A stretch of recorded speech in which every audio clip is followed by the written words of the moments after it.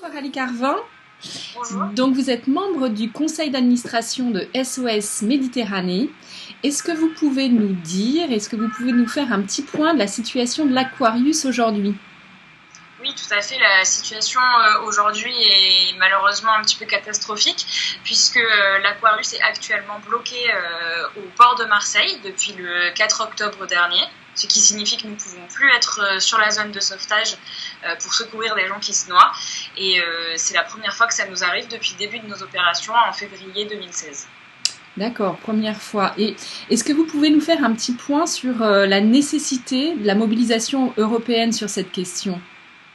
Et bien justement, afin que l'Aquarius puisse repartir le plus rapidement possible sur la zone de sauvetage, on a plus que jamais besoin du soutien des citoyens parce qu'on a bien vu avec l'actualité de ces derniers mois qu'on est au cœur d'enjeux politiques et de manœuvres vraiment dramatiques sur le sujet, qu'on nous empêche de faire notre mission de secourir des gens en mer. On voit bien qu'au niveau politique, tout est bloqué et donc on fait appel aux citoyens. Les citoyens, c'est un petit peu la force vive d'SOS Méditerranée. L'Aquarius est parti grâce à du don citoyen et financé aujourd'hui essentiellement par des dons privés.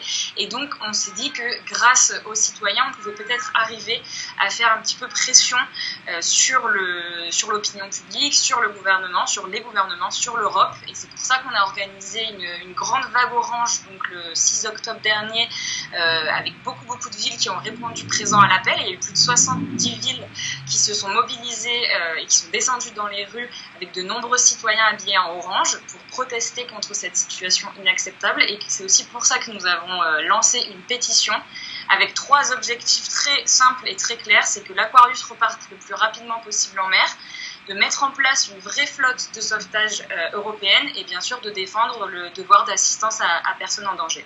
Est-ce que SOS Méditerranée a un volet sensibilisation scolaire ? Parce que nous, on est un syndicat d'éducateurs, et comment est-ce qu'on peut transmettre justement ce message de fraternité auprès de nos élèves ? Oui, tout à fait. On a dans les 3 objectifs, les 3 grosses valeurs d'SOS Méditerranée, c'est évidemment protéger, secourir, sauver les gens en mer, mais on a aussi toute une partie de témoignage et de sensibilisation. Et on a mis en place justement de la sensibilisation scolaire à partir du collège, du lycée, mais on a aussi fait de la sensibilisation scolaire dans des facultés parce que c'est très important d'expliquer, de raconter ce qui se passe en mer Méditerranée. Aujourd'hui, on essaye d'empêcher les derniers témoins humanitaires et civils d'aller sur cette zone.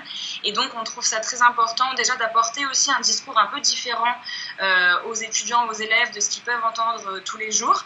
Et puis, de leur montrer ce qui se passe en mer Méditerranée. Ce sont les générations de demain, ce sont les futurs citoyens. Et donc, on a mis en place avec des équipes de bénévoles qui vont dans les établissements pour faire des sensibilisations scolaires. Alors on s'adapte évidemment à tous les publics, on a beaucoup de support pour faire ça, et pour ça il suffit juste de nous contacter, on vient évidemment volontiers pour faire cette sensibilisation. Donc les gens vous contactent et vous avez une équipe de collègues qui viennent témoigner dans les classes, c'est ça ? Oui, c'est ça. Alors après, selon nos moyens, évidemment, puisque tout est en plus sur du bénévolat, sur la sensibilisation scolaire. Donc, on est très développé en PACA. On a une grosse équipe présente et assez active et réactive autour de Marseille et dans les environs.